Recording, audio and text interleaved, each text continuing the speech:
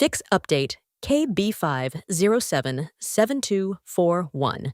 Not installing on Windows 11, version 25, H2/24, H2. If KB5077241 is not installing on your Windows 11 PC, follow these steps.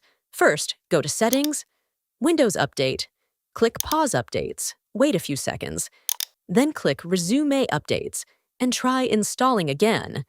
If it still fails, type Services in Windows Search and open it. Find Windows Update, Background Intelligent Transfer Service, and App Readiness. Double-click each one. Set Startup Type to Automatic. Click Apply, then Start if available. After that, right-click each service and click Restart. Now open Command Prompt as Administrator. Run the SFC scan command. Wait for it to finish. Then run the DISM Restore Health command. Once both scans are complete, restart your computer and check again.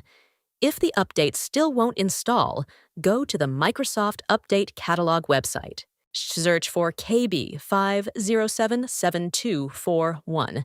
Download the correct version based on your Windows version and system type, and install it manually.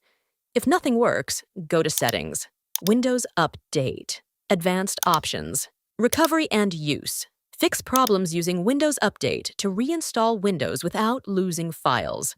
As a last option, use the Windows 11 Installation Assistant or Media Creation tool to perform an in-place upgrade while keeping your data. One of these steps should fix the issue. That's it. Thank you so much for watching. Please like this video and subscribe to the channel.